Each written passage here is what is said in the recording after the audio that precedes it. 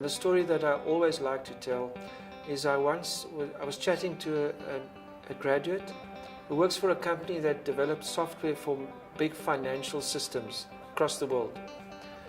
And his words to me were the following. He said, "Prof, when you go into one of our better known retail shops and you buy something, there's a till slip that comes out. At the top of that till slip there's a code." And then he said this, "I wrote that code." And to me that's a phrase that explains the huge sense of achievement which programmers get. The question would be, where are computers? Computers are everywhere.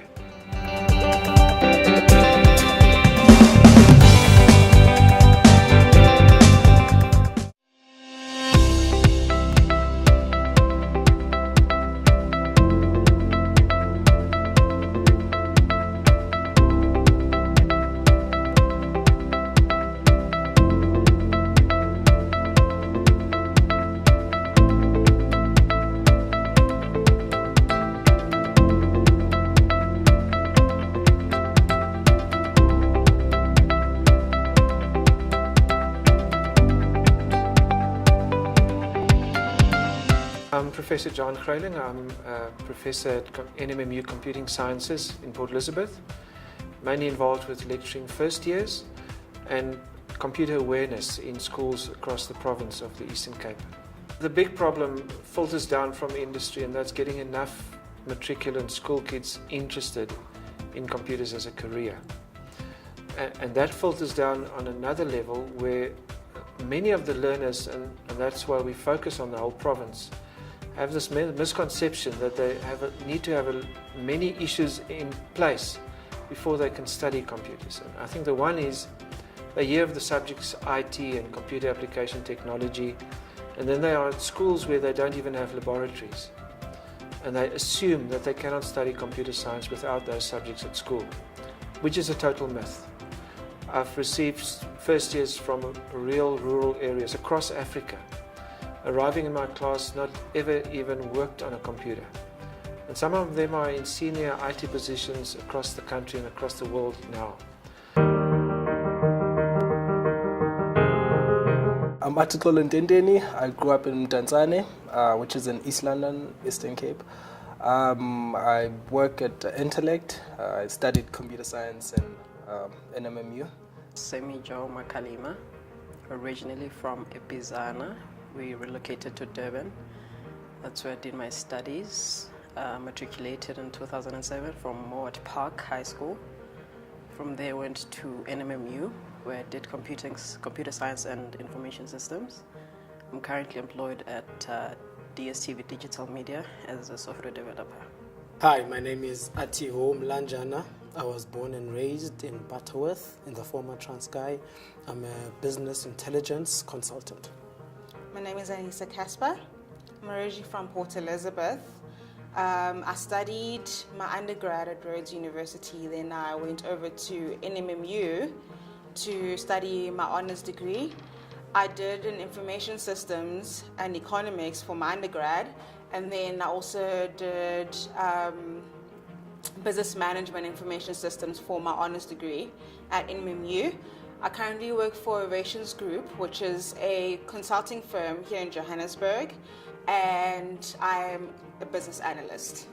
In my final year, I got recruited by Microsoft to be part of their graduate academy, and from there I've been in the industry since. My name is Malusi Tsagasi. I'm a PE boy born and raised. I come from Blue Bay, which is kind of a small village just between Motherwell and outside the city of Port Elizabeth. That's where I grew up for most of my life. I went to Victoria Park High School and went to NMMU for my undergrad and my honours. Currently I'm a junior business development manager at Dimension Data Group, and yeah, that's me. My name is Baxolile Mapinya. I come from the Eastern Cape, from a small town called Alice. I now work for a company called Dimension Data, and my role at Dimension Data is Executive Director for Service Providers. I run a business that has interest in ICT in broadband infrastructure, as well as ICT retail, where we learn for the com shops. Growing up, like I remember the first time I was sort of introduced to a computer through a game. I was like, this is so awesome. I'm playing Need for Speed there. Like, Growing up, I wanted to be a number of different things, from engineer to chartered accountant. I think it was the best thing in my life, like just to play the game. So this is how I started to be introduced to computers, just by playing games, seeing it as this thing that can play entertainment. It's like a TV and music and games all in one. Coming into this field only happened after matric, because I hadn't applied to any university, so I had to go somewhere. I luckily had a cousin in PE who knew people at admin at the university. Sent through my transcript to her. She sent me back a list of courses that I qualified for. I saw computer science information systems for the first time. When I was growing up, I really didn't know exactly what computing was about. When I actually went to university, I didn't enroll in computing. I actually started out in accounting, and then I somewhat got pushed into information systems from my second year onwards. The reason that I really started going into computing, if I remember properly, was because I started playing Super Mario from the age of 4. Back then, I didn't know much about the industry. The one thing I did know, though, is that people who have this particular qualification, which is a BSc in computer science, tend to be sought after.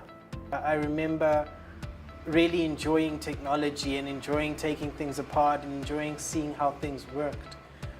And though I didn't really know too much at the time, I enjoyed being creative and I enjoyed making things. So, as soon as I could see that, computing was a way to do much better things, to start building worlds and to provide ways for people to have fun and see something new, I became a lot more interested in it.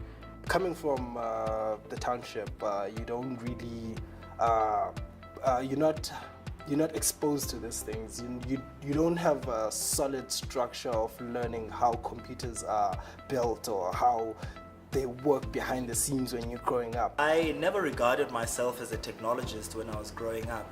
I was more the kid that liked to play outside, was into my sports. Never really that much exposed to computers. Even when I was at high school, I had very limited exposure to things like computers. Yes, we did have a computer lab, and we were fortunate to have a computer lab, but I didn't really spend a lot of time exposing myself to computers. When I actually ended up being in university, I realized it was completely different from what, from my perspective, it was more of, okay, it was programming, was coding, and that's all you actually do. But when you're actually in information systems and you're in university, you see how broad it is and how much you can actually do with the module or with the degree itself.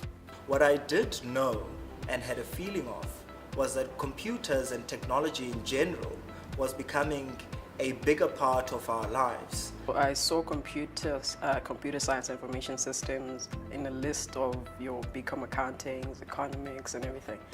So my thing was to take up this course because I knew no one who'd done it, and that then my chances of getting a job afterwards would be greater than the other, if I were to pursue the other careers. And this is how I ended up here. The Dean of Science then addressed some of us who were going to choose the BSc route, and then he gave us all the various options, the pros and cons, the benefits of the various options, and then he mentioned computer science, which some of my classmates had also mentioned. So the more they spoke about this computer science, the more intrigued I was. So it became the natural choice for me. Of course, I love maths. So for me, whatever I chose had to involve maths somehow. When I was, in high school, it was the introduction really of things like cell phones, and I was quite fascinated by, the growth of cell phones and how they started to influence, how we behave, how we communicate, how we build relationships. The interest kind of migrated to the internet and everything, and then phones had the internet in them. So it sort of grew. There's the passion towards all these things around computing sort of grew in me, that I wanted to find out more, what website can do more for me. Oh well, okay, what about not finding a website? What about creating a website? That's a different thing altogether now. I can actually make something that can be given to the people and that will reflect back to me.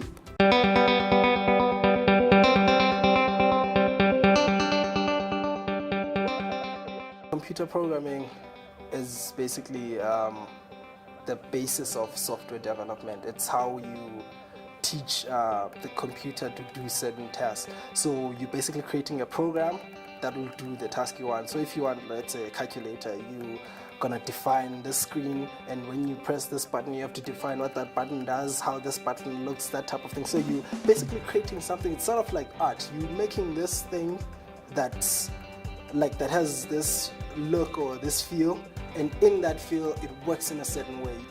To me, it was about, in the practicals, where you're given a scenario, write a program that will do A, B, and C. So I took that out of the classroom and think, okay, if someone can give me these specs and say, do A, B, C, it means that with the challenges we have outside, it's something that this career it will help me address some of those things. You incorporating art in there, you incorporating some mechanics behind it, so that when you basically interact with it, it interacts back. I coupled it with economics, so my vision was to develop. I remember the time there was a lot of financial crises around the world. So I dreamt of one day developing software that would alleviate those things in the rural areas anyway.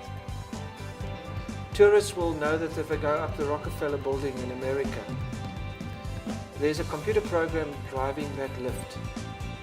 It was written by graduates in Cape Town. Many people watching this would have bought houses on Property 24. There's a bunch of graduates sitting in Cape Town that develop Property 24 and maintain it. And I can carry on and on and on. My mom always kind of made jokes about how I was a super introvert and I should never try to do something like sales because I needed to just sit in an office and never see anybody. So when I told her that I was going to do computing, she said that was actually, perfect. That was something that I should do. So I'd go home and be, this is what I'm doing. My first program was obviously first practical, first year. So I wrote a program that does this, this, and this. You get to people who do not even know what you're talking about. You're excited about it. They don't know what it's all about. So I sort of had to be an advocate for it at home. And it's been like that until now. I have a job. They're like, oh, okay, this thing of yours really does pay, or that sort of thing, black parents. I still think my family doesn't know what I do, even right now. Like, I'm working, this is my second year working, and I don't think they know exactly. Like, if you were to ask them to define my work, like, I don't think they could do it, to do it in the best way. But I also have to admit that my mom didn't really know too much about it, and she didn't know exactly what it entailed. And to this day, when I tell her what I do, it's still, he works with those computers, doing what he does. But they support me in the sense that they're saying, go do what you want to do. We'll give you the funding. We'll basically go in depth if we have to, just to make sure that you reach your dreams. They did support me that way.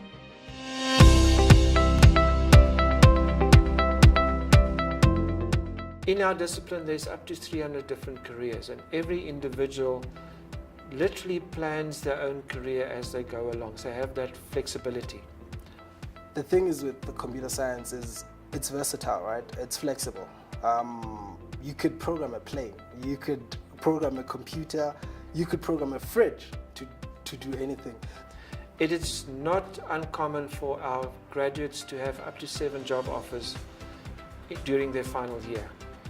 It's definitely something to consider because of the different kinds of jobs that actually are available right now, because it's not literally just about programming, like I said. You look at mobility, mobile apps, technology, everything you see around you that is technological in nature, especially when it comes to programs, both on the social and business solutions. All of that are computer science people working hard behind the scenes, creating this innovation that we so love as consumers.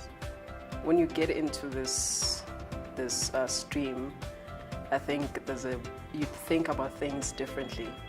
So you're given a program, do ABC. You think about it in a different way as you would to think about it, maybe say in a mathematics sort of stream, where you have to dissect the problem to its cause and try build a solution, knowing all the bricks like from foundation. But you can be a business analyst, you can be a data analyst, you can be a UX designer, you can be so many things. So it's not necessarily, I think people would need to sort of, like myself, I was also in the mindset that it was all about programming. But once you actually get out of that and you see what is actually available out there, then you know that it's not just one small specific part that is computing, but it's actually much broader, and you can find yourself in one of those streams. But then there are other, let's call them softer issues, which we do not think of. Many of our alumni would tell us, this degree gives you the flexibility of planning your own life. It's not like a structured profession where you have a career path pinned out for you.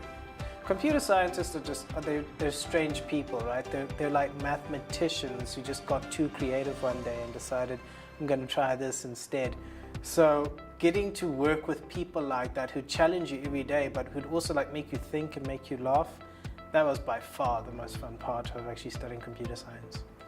For me, the ICT issue and access is almost like a human rights issue.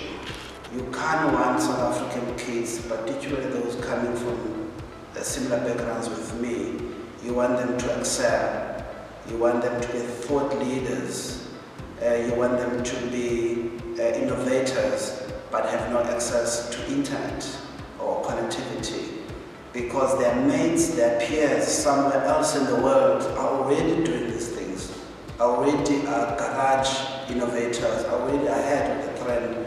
So it's something that we must canvas for, work together with the entire society, the academics, the industry, as well as civil society, making sure that today's child has that smartphone. It's affordable, that data bundle is affordable for them to access, particularly having to learn on the e-learning platforms on the internet.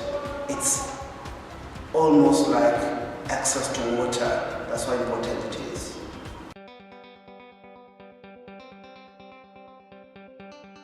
If you are an innovative person, you like doing things for yourself and don't want to be waiting for people or authorization from people to do things, and you want to just go ahead and develop your own things, I think computers is the way for you to go. Because it opens up so many doors. Computer science is a lot like math in that while I know while you're growing up, sometimes you don't see the practical application of what you'll be doing, it teaches you ways of thinking that are invaluable in business. Don't make maths and science a scary thing like we were told. When we grew up, if you thought maths and science, the impression we were given, it was for the bright and few. We had to go to all these other funny subjects that the economy has no demand for today. Fall in love with maths and science as much as possible, because our life is maths and science. You could end up in a hospital programming those machines that help people be alive. So what's your passion? And with that passion, I don't think there's anything you cannot do with computer science in incorporating your passion. So if your passion is helping people, you can do it using computer science. And this concept of I wrote that code, they see people around them using stuff. You are using stuff editing this video. some of our graduates will say, I wrote that code. And that to me is that's the punchline why people enjoy this career. They kind of the backbone of society, and they like realizing that.